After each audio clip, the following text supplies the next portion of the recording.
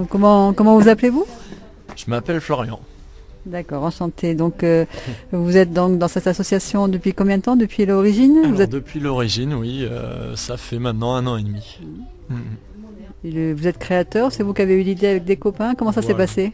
On était 3 à la base. Donc comment ça s'est passé? On s'est rencontrés à Emmaüs dans le sud-ouest. Pendant le festival qu'organise là-bas la communauté. Et voilà, du coup, on cherchait à essaimer. Enfin, moi, je cherchais personnellement à essaimer. J'ai rencontré un couple, Sylvain et Sophie, avec qui on partageait les mêmes valeurs. On s'est retrouvés, eux étaient en Ardèche. On a décidé de commencer l'association ici. Ok, et ça marche? Enfin, les gens adhèrent au projet? Comment ça se passe? Ça marche très très bien, oui. Du coup, il n'y avait pas d'Emmaüs ici, donc nous on n'est pas un Emmaüs. On a repris les valeurs d'Emmaüs et on a mixé ça un peu à notre sauce. Mais du coup, quand on a commencé, voilà, tous les retours étaient très positifs en nous disant qu'il n'y avait pas d'association comme ça dans le sud Ardèche, qu'il manquait d'associations justement. Et voilà, on a commencé dans une petite boutique, on a eu plein de gens qui sont arrivés, qui nous ont donné du matériel, qui nous ont aidés aussi. Il y a eu plein de bénévoles parce que nous on a commencé sans rien, donc bénévoles bien sûr pendant plus d'1 an. Maintenant aujourd'hui on a réussi à salarier 8 personnes, on a une dizaine voire une vingtaine de bénévoles, il y a beaucoup de passages. Donc nous après la suite du projet on cherche des terres pour pouvoir accueillir des gens, enfin voilà. Donc vraiment content que ça plaise aux gens surtout. Ouais. Donc changement sans limite en fait, vous voulez vous occuper de tout ce qu'on peut faire pour aider les gens.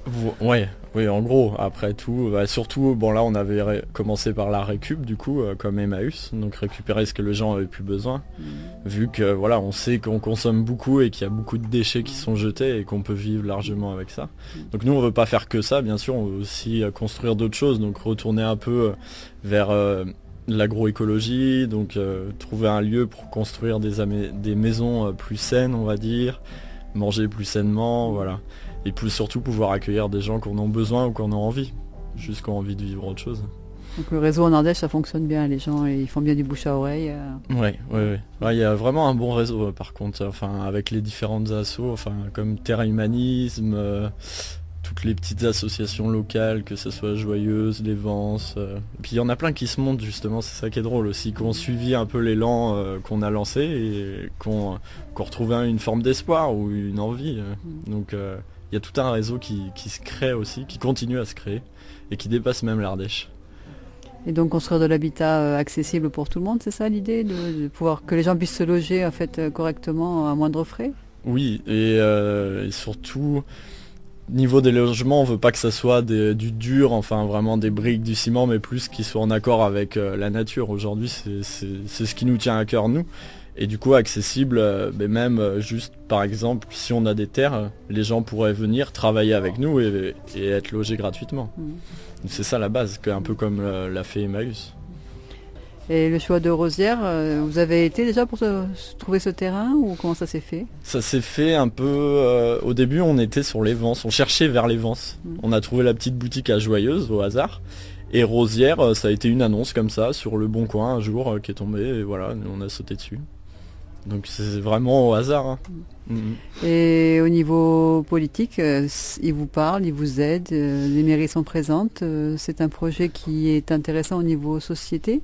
Alors les politiques, on peut dire, sont intéressés par ce qu'on fait. Nous, on n'a pas voulu demander leur aide directement pour garder une sorte d'autonomie, et voilà. Mais après, tout en étant en accord avec eux, sans déclarer voilà, que ça... Et ça se passe bien avec la plupart des politiques d'ici.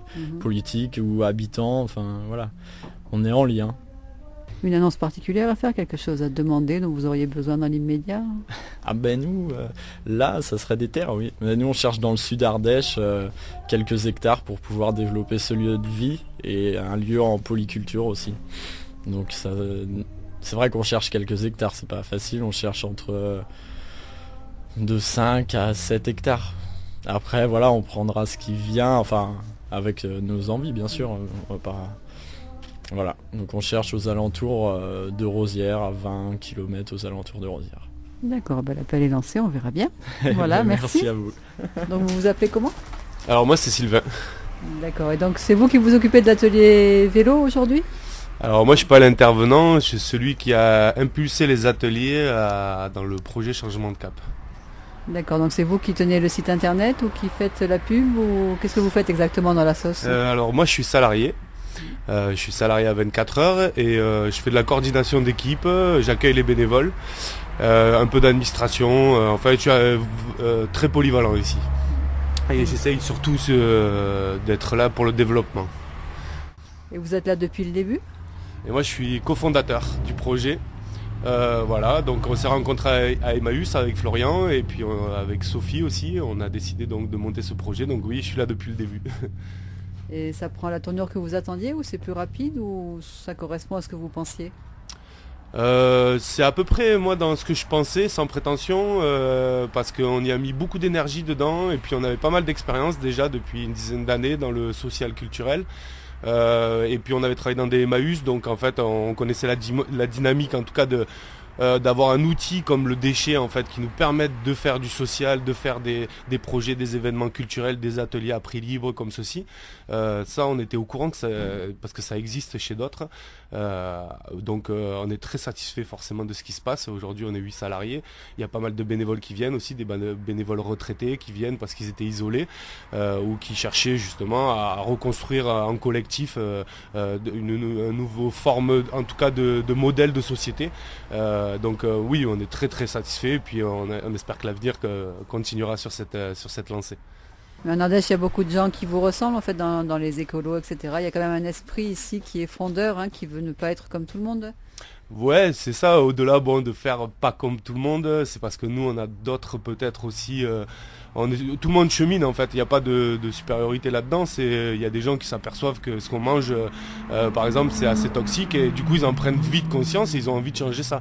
Bon ben nous voilà, il y a des étapes qu'on a déjà franchies et on est content. Après c'est pas pour dire qu'on est différent, on espère juste d'incarner et qu'on soit contagieux et que c'est pas en contraignant les gens en tout cas qu'on va changer de modèle, c'est plutôt en étant contagieux. Donc s'ils nous voient nous heureux, manger bien, qu'on est en bonne santé, eh ben voilà, ça veut dire qu'on a fait l'effort aussi de sortir un peu du carcan pour trouver d'autres outils qui sont plus salvateurs. Et est-ce que vous avez l'idée, par exemple, d'accueillir des écoles ou des classes? Est-ce que ça arrive, ça? Alors on l'a déjà fait, hein. On a fait des interventions sur la démocratie participative ou pour parler du projet parce que c'était intéressant de le mettre en lumière et on est allé dans le lycée professionnel de l'Argentière et on est allé à Joyeuse aussi dans un collège. Voilà, on a été appelé. Aujourd'hui on n'a pas reçu des groupes d'enfants mais c'est en pourparlers parce que l'éducation pour nous est vraiment au cœur du changement. Voilà, nous on se déformate, on essaie de trouver des outils comme je vous disais et les enfants eux c'est à ce moment-là qu'on peut leur donner des vrais outils pour être autonomes et pour être heureux en fait parce que c'est ça l'essentiel pour nous hein, c'est d'être heureux et trouver sa place. Donc on y est vraiment, c'est une question en tout cas qui nous préoccupe pas mal. Et donc le mot changement de cap, vous l'avez trouvé tous ensemble? On l'a trouvé tous ensemble. Alors bon, si je l'avais apporté un peu le changement de cap par Pierre Rabhi en fait, quelqu'un que j'apprécie beaucoup. Et, voilà, bon après pas surtout, mais il y a plein de choses qu'il dit en tout cas qui m'intéressent beaucoup. Et du coup, une fois il a raconté une histoire d'un bateau qui était en train de couler et nous on était en train de faire de la musique dessus, un peu comme le Titanic en fait, l'histoire du film, et on était en train de bidouiller sur ce bateau, à essayer de mettre des pansements sur les trucs qui vont pas, etc. Mais bon, le bateau coule quand même, et ce qui est marrant c'est de dire ouais, changement de cap, c'est qu'on n'est pas en train de mettre des pansements sur ou cacher la misère ou essayer de faire croire à une illusion ou un miracle. Voilà, nous c'est au quotidien, on est sur le terrain et on avance et on tire les voiles pour changer de cap. Voilà. Et le projet du t-shirt Ardèche Against the Machine, c'est pour quand? Ah, vous l'avez déjà vu? Oui, oui. Alors le t-shirt Ardèche Against the Machine, c'est le premier t-shirt donc qui va sortir. Ça a été une création locale. Ça sera sur des t-shirts recyclés avec de la sérigraphie traditionnelle. Et là il sort, alors je vais pas dire de bêtises, on va dire fin mars, début avril, avec notre nouveau site internet. Donc on pourra le commander en ligne sur du t-shirt recyclé ou du coton bio, ou alors on pourra venir l'acheter directement sur le site. Voilà. D'accord, écoutez, merci beaucoup. C'est nous qu'on vous remercie. Je peux rajouter quelque chose ou Bien pas? sûr. J'aimerais vous remercier parce que vous êtes la première radio celle qui a répondu la première fois, en tout cas quand on a fait un appel, qu'on a eu besoin de faire de la communication sur notre projet pour trouver un local, pour commencer, etc. Et vous avez répondu très rapidement et on était les invités de la rédac. Donc voilà, c'est un petit clin d'œil, un petit coup de cœur de vous avoir aujourd'hui avec nous. Merci RCF. C'est un grand plaisir, merci à vous.